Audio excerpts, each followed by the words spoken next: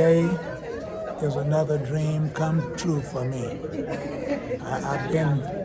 I've received a lot of awards. I've been inducted to a lot of halls of fame, but this one tops it all. You know, being in the same room with Jack Johnson and Frank Robinson is a feeling that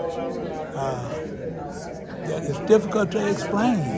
You know, and at one point in my career, I was inducted into the Southwestern Athletic Conference with Willis Reed and Walter Payton, and I thought that was the lick, and it is. It was, or it is, or whatever. But this certainly is a great day for me and mine, and I'm certainly proud of it.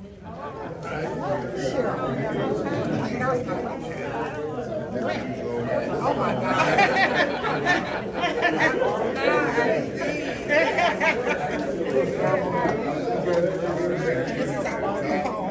That moment perfectly sums up why Robinson, a first ballot Hall of Famer and slugger of 586 career home runs, may have been one of the most underrated great players in baseball history. Playing in the same era as Hank Aaron and Willie Mays, Robinson didn't quite have the homers totals the others superstars did, and he didn't. I want to just say that the museum has a set of criteria the board of directors always uses in approving someone for inclusion in the Hall of Fame. You have to have roots in this area. Your work has to have a national impact. You have to have a body of work. And then there has to be general public recognition of the work that you have done. You meet all the criteria, as Tom has discussed. Tom recommended you to the board, and he's mentioned the unanimous vote to read this certificate that we're presenting to you. We hope this finds a place in your home and on your wall. I guess I should say, my wife and I had a boat ride that same night. We put things higher up on the wall than we used to. James Gamble is hereby included in the Sports Hall of Fame in recognition of personal contributions to the sports heritage of the Gulf Coast region, the United States, and the world. And Tom Neal and I have had the privilege of signing this day. Congratulations, Coach.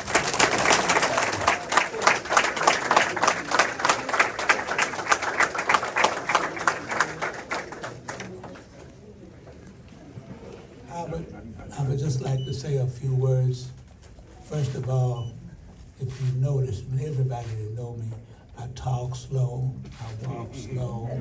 My wife is always fussing at me about how slow I am and how slow I do things. You know?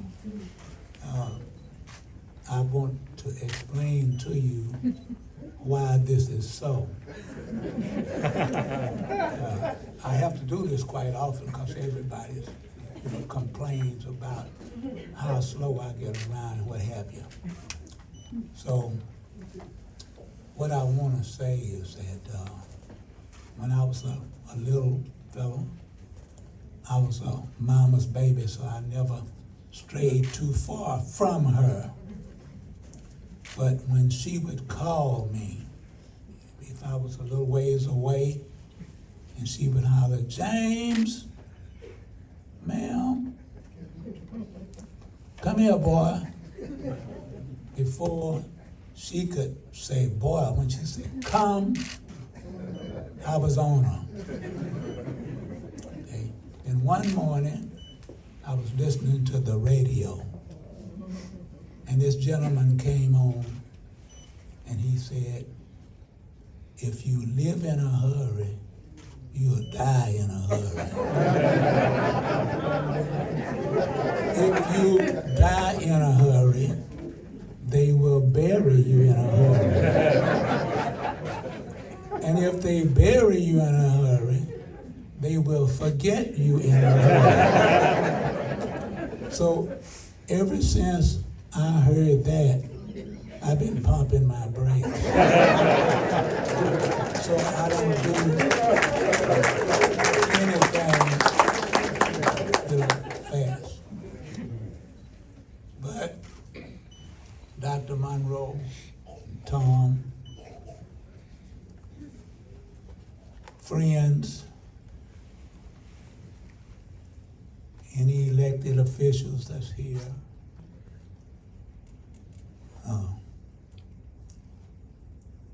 whoever else is here, let me put it this way so I won't miss. Whoever else is here, I am certainly appreciative of what is going on here, and I want you to know that I am peacock proud and honeymoon happy.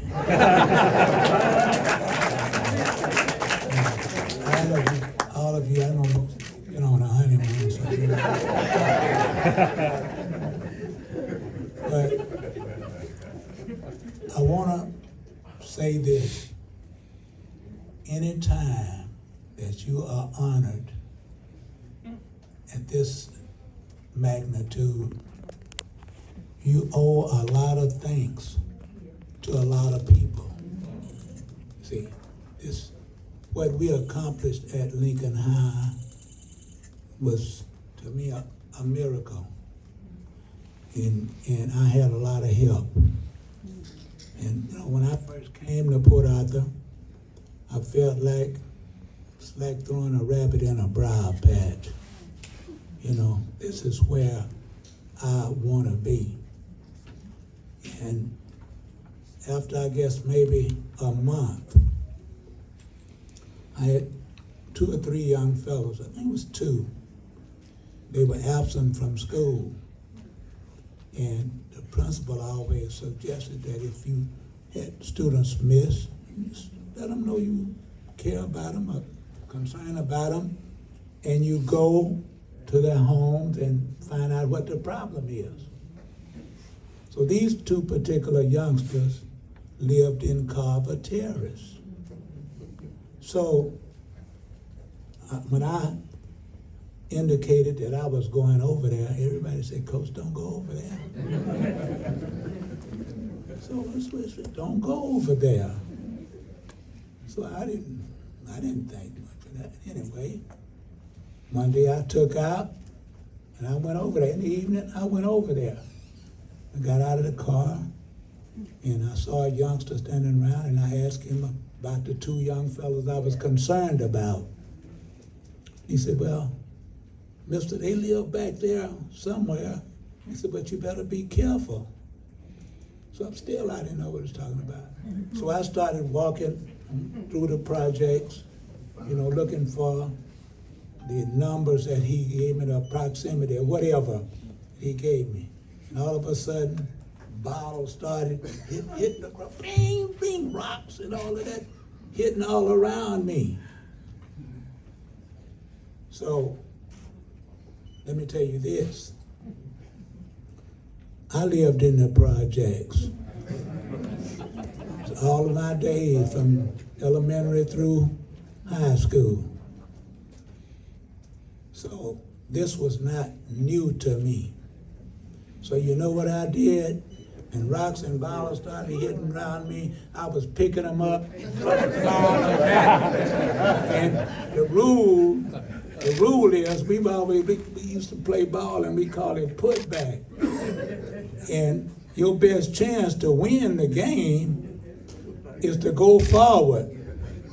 If you go backwards, you're gonna lose, because number one, whatever you had stacked up here, the man coming after you, he gonna have, you know, stuff to work with that you stacked up there.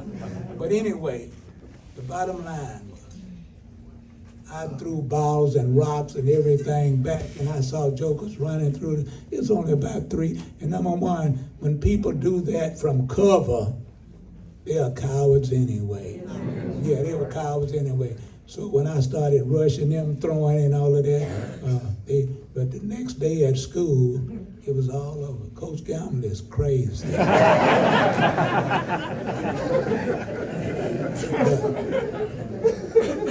But I want to say this. Man, one day, a little lady came to the gymnasium, and I saw her looking around. So I rushed over. I said, "How you doing, ma'am? I'm Coach Campbell. May I help you?" She said, "I'm looking for my little boy." So by that time, the little boy came, and it's one of the ones, little boys would come over to the gym, they fussing and shooting and saying a few bad words. I dropped them 5 fingers on them and put them over in the corner with a ball and tell them to hush and play ball. So this little boy, he came running up to them, you know, and I said, "Ma'am," I said, "Is this your little boy?" He was in the 3rd grade. I said, "Ma'am, is this your little boy?" She said, "No, he's yours." He's here tonight. His name is Alfred Como. He has been with me since the 3rd grade.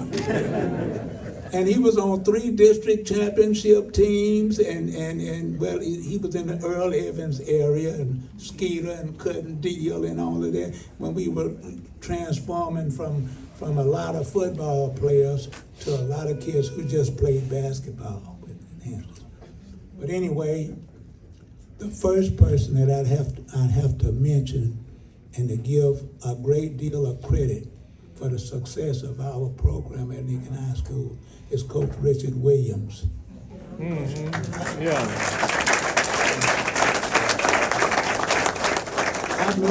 I met Richard, and he was going to Southern University. He was a sophomore, and I was a senior. And he you know, everybody know him. He was a great athlete, but he was mainly a football player. And but he was playing basketball when I met him. And he's a personable guy, you know, easy to meet, and we talked and everything. Because we played a couple of basketball games with him. I taught him a lesson he'd never forget. At the same time, we became great friends. And when I arrived here, we renewed our friendship, and he became my assistant coach. And he was the backbone of our program, especially with the discipline part. He could really handle that, you know. And so I certainly appreciated the job that he did with the basketball program and with me during our beginning. And then things started to change a bit. He was selected as the assistant, the defensive coordinator. So then he was taken out of the basketball program, and I inherited Coach Knowles. Coach Knowles came in, did a wonderful job. He didn't know a whole lot about basketball, but he was willing to learn, and he did. Came in, and he did a marvelous job. But I always needed that one person that believed in my philosophy, believed just like me. And one of the reasons why it was like that, his senior year, he was the captain of the team, and we had won the by-district, and we were going to Houston to play in the regionals. So he came to me, and he was halfway scared because he knew I didn't book on too, you know. So he came in, he said, "Coach," he said, we were playing Wheatley in the first game. He said, "Coach, I know you got a game plan." I said, "Yes, I do have one." He said, "Well, I just came to ask you, let's not use your game plan, and just let us cut us loose and just let us play like we know how." I said, "Well, son, I don't know about that." I said, "It's always best to have a plan and then have an alternate." "Oh, Coach, I just wish you would let us go, you know." So I thought about it. I said, "Well, I'm going to go ahead and I'm going to let them do it." So they got over there, boy, when Wheeler got through with us. When Wheeler got through with us, he He came back. Well, anyway, I'm not gonna say what he said when he came back. He said, "Young man, was Melvin Getwood." Okay. So Melvin, he came back into the district, worked at Woodrow Wilson. He had a wonderful team. In fact, those kids that he coached over there was our first state championship team. He came in, Lincoln, and he gave me the boost that I needed. In other words, the trust in someone else that could deal with the kids with the same philosophy that I had. And we took off from Top Cat to Melvin. We took off. And I can't say enough about those two people. And the real kicker was Dr. Verley Mitchell. Now, some of you might know Dr. Verley Mitchell. She became the principal at Lincoln High School. She was a music person at the start. She didn't know no whole lot about football and that kind of stuff, or basketball either, you know. So she was calling everybody in and asking you point blank, what can I do to help you get the best out of your program? Just let me know what you need. And I sat down and I talked with her and told her what I needed, and she gave me what I needed was the freedom to think basketball all year long. And she gave me that. And when I left out of her office, I was tap dancing. And but all of those things and those people that I'm telling you, they are not the only ones. And when you start calling names, you know, you're always going to leave somebody out. But I'm going to tell y'all, all of the assistant coaches that I had, all of the players, we've always had talented players. I saw that when we came before. I didn't even, you know, I hadn't touched them. And we had talent here. And we had great fan support. We had, did you hear that a while ago when we stood up and we sung that school song? Yeah, hey, we was hitting pretty nice too.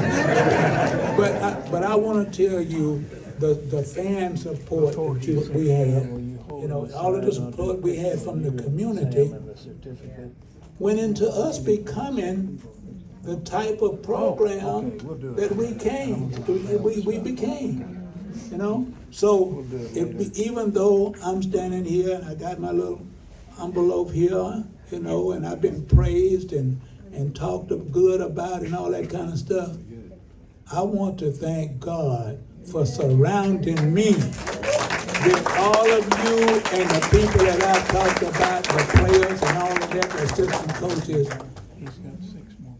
surrounding me with all those good people that I had. And that is the main reason that I am standing here and y'all are listening to me. Thank all of you so much for coming and bump feet.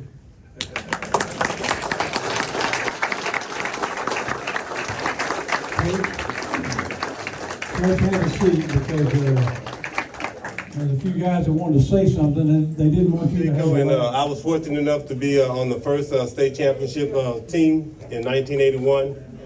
And for our members of that team we are here, I know we have a couple of players here. I want you guys to stand. And I want you guys to know when Kurt came in and he sat next to me, he said, he need to proofread what I'm about to say. As a child, I know I always wanted to play basketball, and I always wanted to be good, and so forth. And I always wanted to win state, and I wanted to play for Coach Gamble. Now, Coach Gamble had some very good players ahead of me before that time, and their names are behind me, and so forth. But what was so special about what we did in 1981 was we were pioneers. Amen. We paved the way, okay, and it was 5A. And even though Coach had good players, Top Cat, and so forth, they could never get out of Houston. But we were fortunate enough to get out of Houston, and now Coach was able to continue that path because of the 5A state 1981 team. And I told Coach I had some things I was going to say about him, and Coach said that he's going to always have the last say, but I'm glad Tom Neal fixed that, okay? But you know, it was a privilege to be able to win that state championship in 5A in 1981, and to be able to put a cowboy hat and a cigar in Coach's hand. I remember that picture of him getting off the bus, him and Coach Getwood, and that was a memorable picture and so forth. The only thing that I hate was that I was not able to pay for that myself. Also, the only thing that I would like to say, and without joking aside, and I had a couple of minutes, is that Coach has been a mentor in my life. Yes. In a lot of ways and so forth. Coach would, even after I graduated, Coach would come to the house after church, and we'd sit down and watch some games, and then Butte came along, and then that was it for me. And I remember when Coach would have Andre come to his house and cut the grass, and then Andre tried to pass it on to me, and I did it once, and that was it. I said, no, we ain't doing that. We're gonna let little James come down and take care of that, okay? But I want to thank you, Coach, for being a mentor in my life. I want to thank you, Ms. Gamble, for inviting me over to the house and fixing me those sandwiches and so forth. And Ms. Gamble fixed me some very nice sandwiches: lettuce, tomatoes, pickles, and whole nuts. And I didn't take that for granted. I want to thank you guys for being in my life. And Coach, there's no other person that is more deserving than you and your family. Thank you.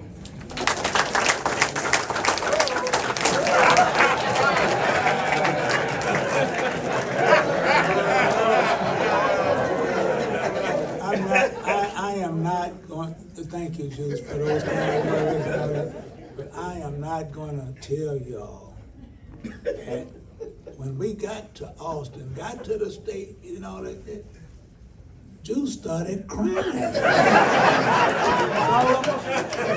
I'm not going to tell y'all what I had to do and what the team did and all that kind of stuff like that. He was crying.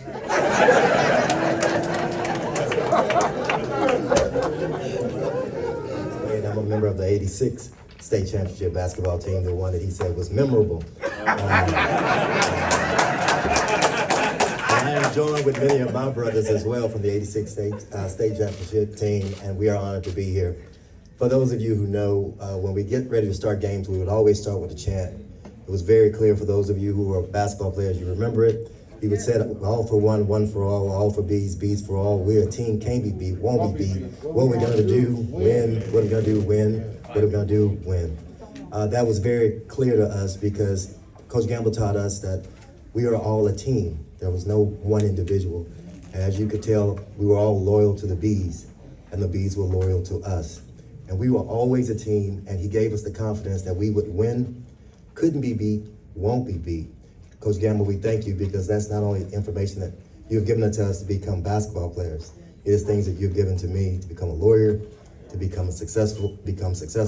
I fight as hard in the courtroom as I fight on the basketball court, and that is because of you. Thank God for blessing us. And blessing us.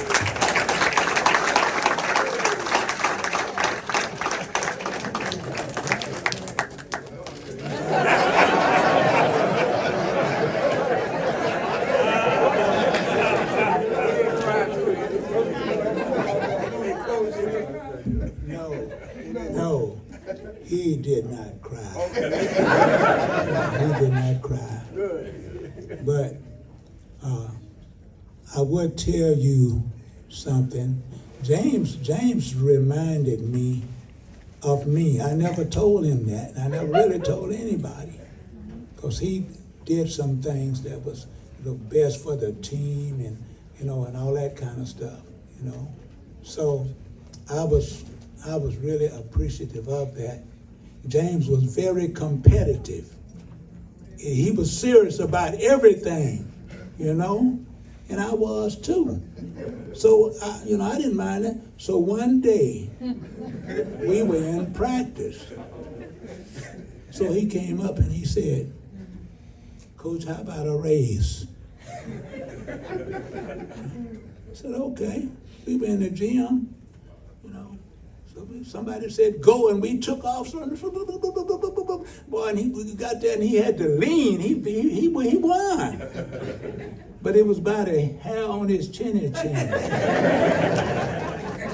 So, but what I want to tell you, when we had that race, James was 17 and I was 75.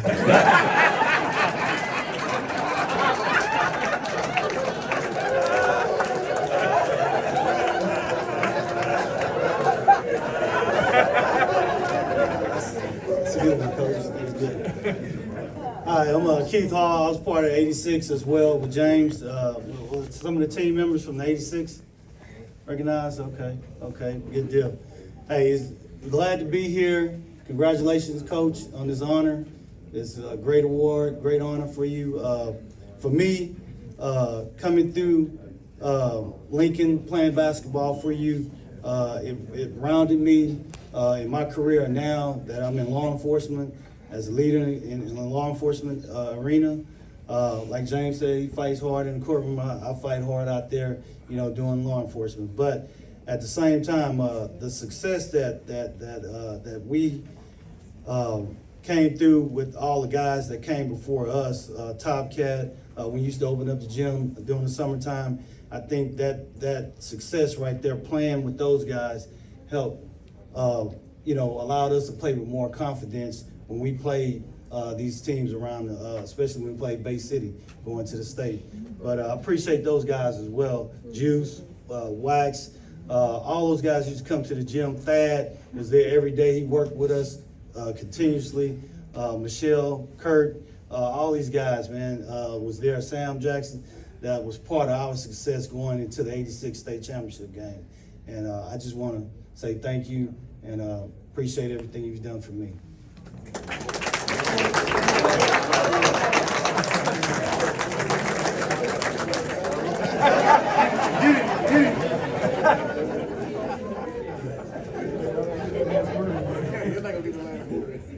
Now, Keith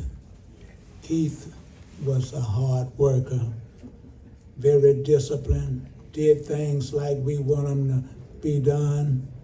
The 86 team, they was, I guess, the smartest. That's gonna make Juice mad. The smartest of the state championship teams that we had. Most of them was just good students. They was disciplined. They did everything, and that was the they was like 36 or 7 and 1. 30 something and 1. We lost one game. We lost one game. We were in the YMBL tournament. We was playing Lafayette, Louisiana. So we had about we was matching scores every time. We scored 8 scores. So I decided that we had about 30 seconds left, that we would play for the last shot. We just gonna throw all up the marbles in the rain, and we just gonna take the last shot, So we moving the ball, we being disciplined and all that kind of stuff like that. It came down to about 2 or 3 seconds left in the game, and Keith turned the ball over. We didn't get the shot. He was hurt. He's standing right there. He know I'm telling the truth. So we didn't even get the shot, and he was distraught. I mean, he was hurt to the bone. So I said, Keith, don't worry about that, son. Everything's fine. We did a good job. We had every opportunity to win the game, but sometimes things don't go our way and blah blah. Don't worry about it, son, and all that.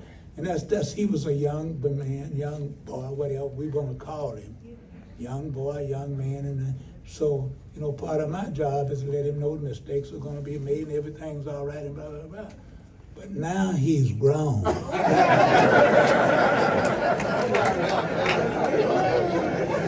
So I'm gonna have to tell him, you missed that game.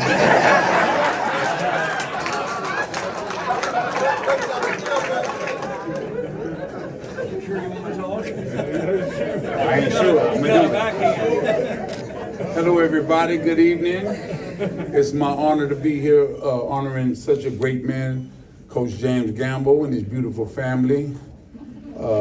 Everything he's got was well deserved. I had the pleasure of playing 3 years for Coach Gamble, and it was the best years of my life.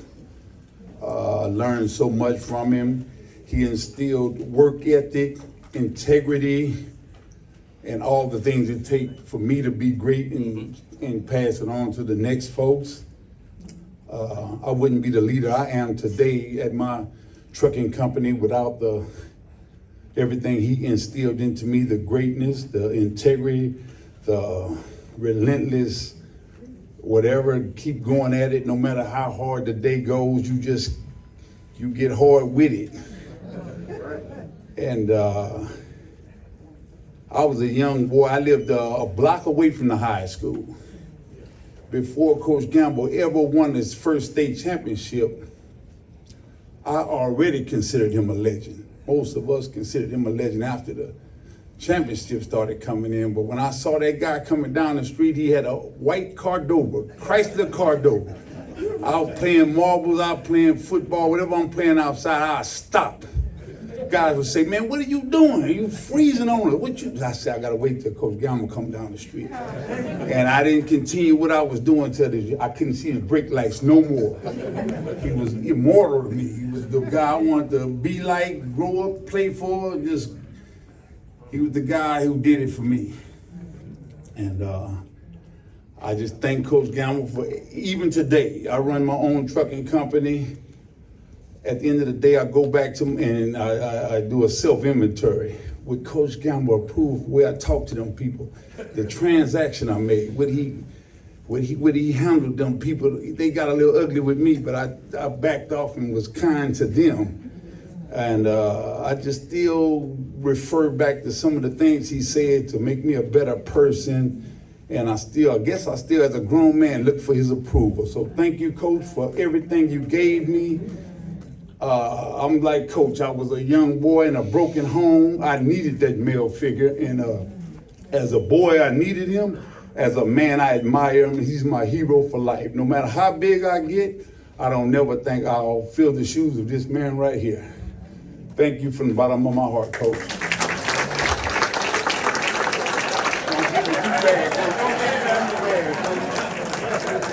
My man.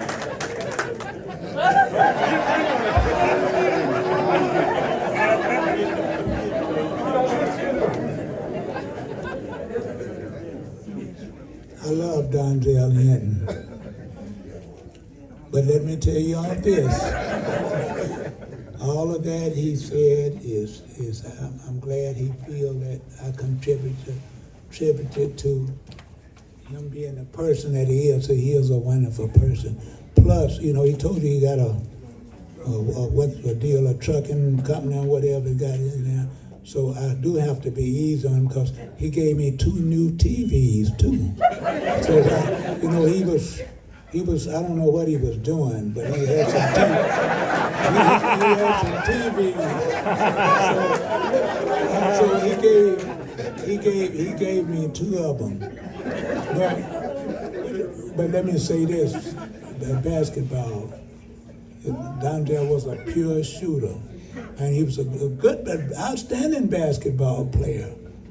And he came back off of the 84 state championship. He graduated in 85.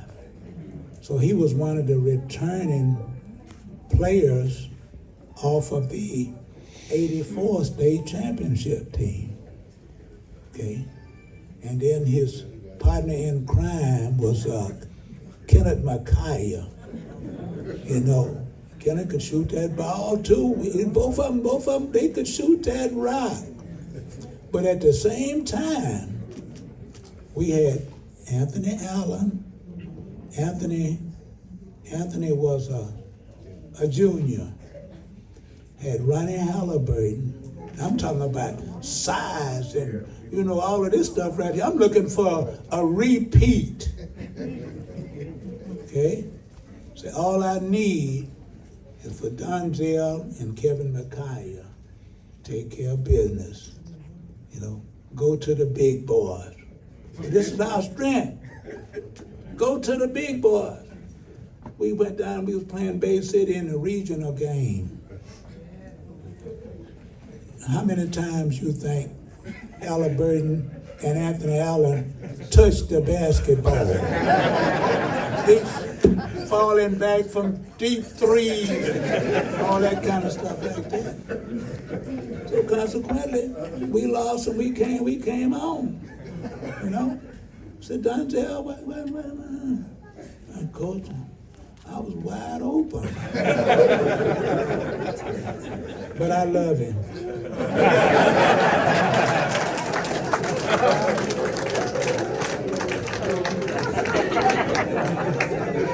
To see so many familiar faces, haven't been home in a while, just doing life, taking care of kids, wife, and things like that. Good to see some of my teammates, Paul Queen, Victor Henry, everybody. Wouldn't have missed this event for the world. Coach Gamble has meant so much to me in my life and everything that I've done.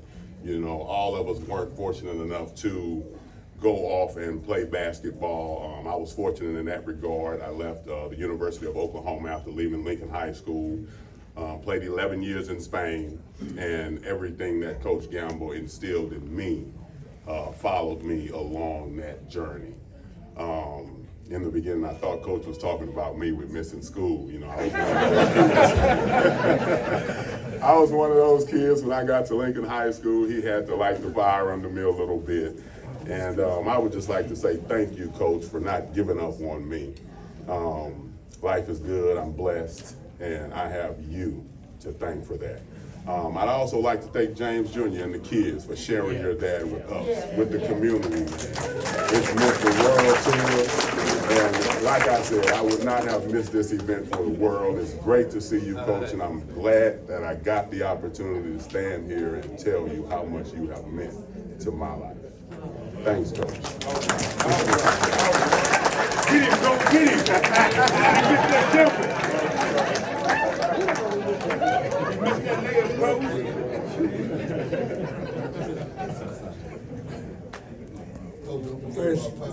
First, let me say this about Brian Sarrier. Brian was the first player that I had. Brian, you all might not know it, but Brian was a high school All-American in football. He was a tight end.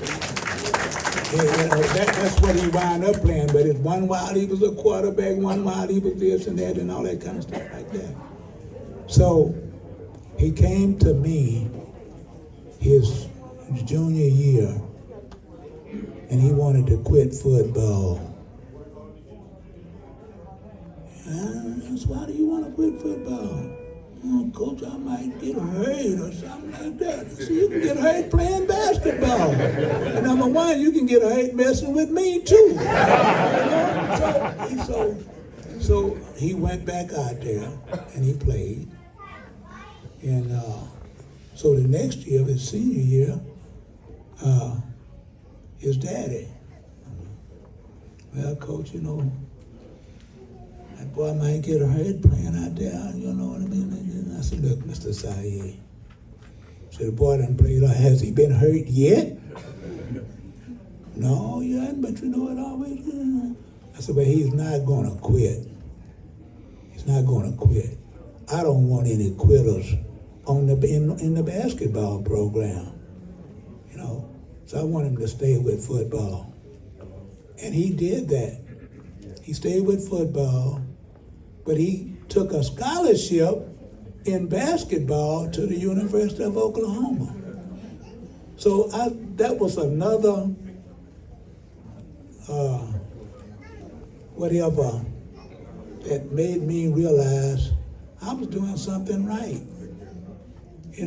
Well, a kid with all that football ability, we could have been living on Sugar Hill if he'd have been fair with me. You know what I mean? But only played football, but he didn't do that.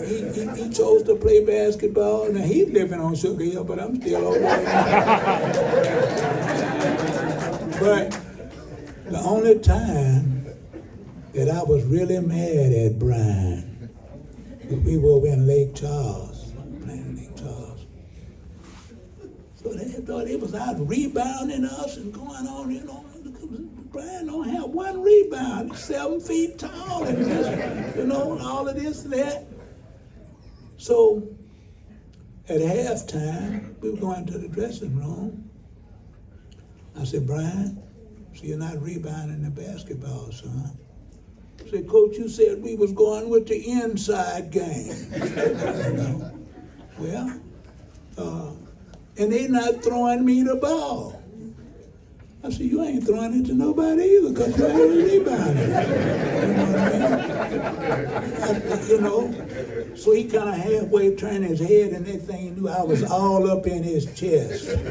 See, like I told y'all a while ago, you know, I don't fuss at kids, out publicly and berate them in front of the fans and all that kind of stuff, but I get my stuff in now. Yeah. So anyway, Brian told me, well, they not throwing the ball inside. We supposed to be inside. Boy, and I was up on him. BJ was scared, and he said everybody was scared because I was all over him. I said, you got one more? I said, I'm not going to tell you not another time to rebound that basketball. Do you hear me? And he said, yeah, I'm sorry.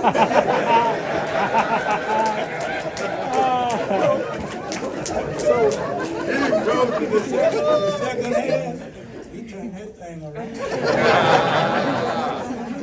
But, Brian was a coach, and in coaching, you're gonna have to fuss at most of your kids. When you find a kid like James playing, I had a lot of them too.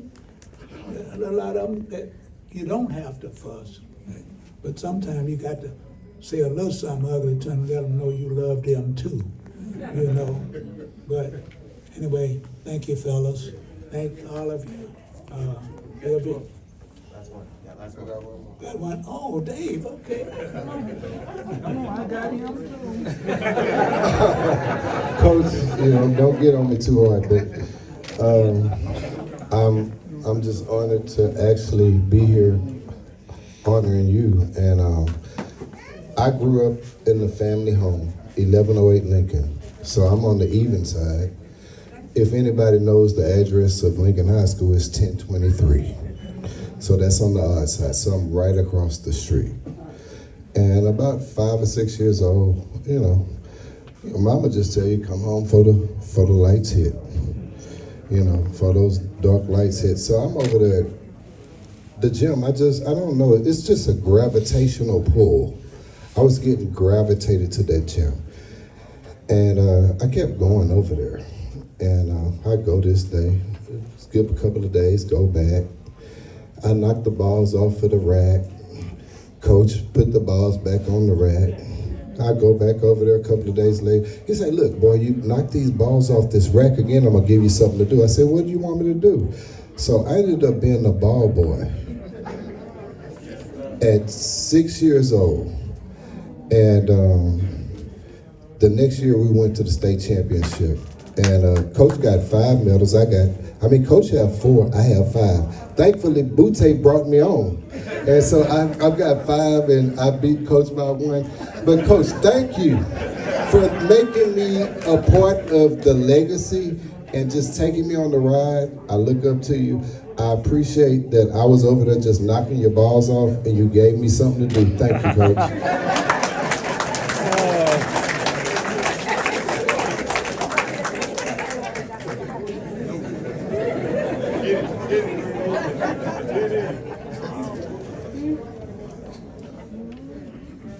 David is a lawyer.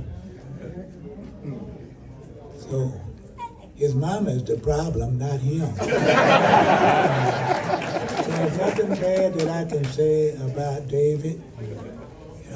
In fact, the other day, I left some sweet potatoes at his house, not at his house, at his grandmother's house, for his mother to bake us some sweet potato pies or something like that. The last time I did that, She told me I didn't leave any sweet potatoes there. You know, then I come to find out she had cooked the sweet potatoes and everything, and they had a little sweet potato jamboree. But at the same time, I was so proud to have David, and he did a wonderful job, and I was glad that Coach Butte kept him in the program. And you can see, everybody, you don't have to be a star to be in our show either. I mean, I never bring that up. You don't have to be a star, but you have to be able to contribute. And he did that. He wasted popcorn on the floor and knocked the balls off the racket, but he picked them up. But as you all have gathered from these young men who came up here and spoke, that we had some wonderful, wonderful young people in our program, and it was because you had to reach certain standards to be a part of it. And we're all so proud of that. And we just can't say enough about our youngsters at Lincoln High School during those days. And we just didn't win, wasn't just good basketball players. We did a lot of other good things over there too. So, but thank you all again. Hey, Coach, hang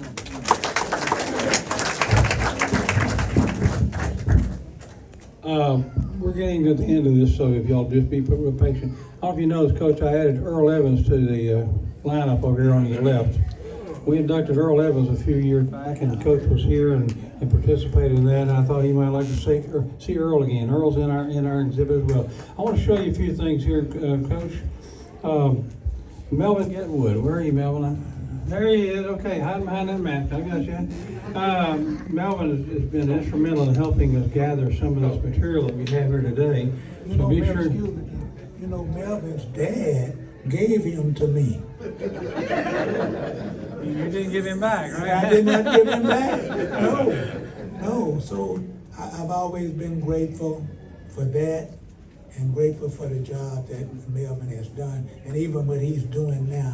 You see, you read off some things that I have been involved in, and not just coaching, but working in the community. Those are things that I also wanted our youngsters to do, to become productive young people.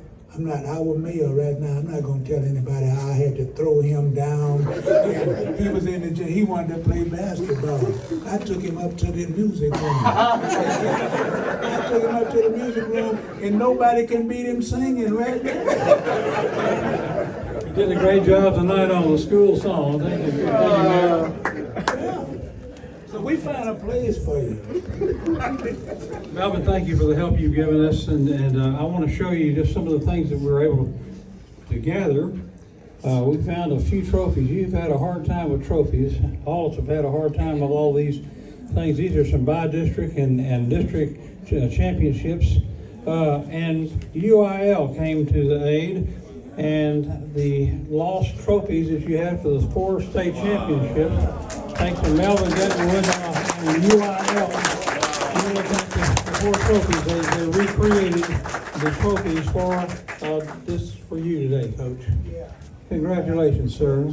You get them again. Yeah, some guys just get it one time. You get it twice. Right, and I'm certainly appreciated. I'm certainly appreciative of Dr. Brighter. He's the head of the UIL, and I called him and told him we had lost state championship trophies in the storm, and he said, "Coach, don't worry about that. I'll get you some replicas and get them sent down there to you." And He came through big time. I need you to come over this way just a little bit. I got a few more quick things I need to tell you. I don't want to buy that.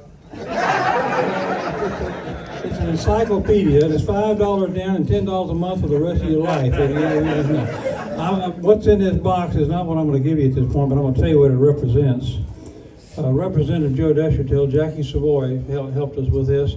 They have a flag that they're flying over the Capitol, and it's today, so they can't give you the thing. They'll bring it to you later. Okay. but it's going to commemorate this as your day, and then you'll have that Texas flag that flew over our Capitol in Austin. That's going to be something that we give to you, okay?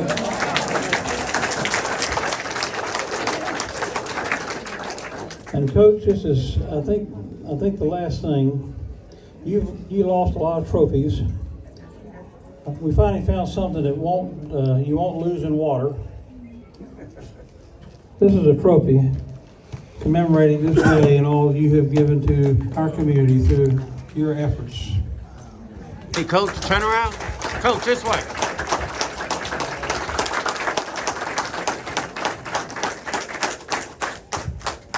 Coach, we thank you. We want you to go to the museum, take time, and it's just a pleasure having you come back and see us. We have a lot of fun down there, as you can already see. Coach, congratulations.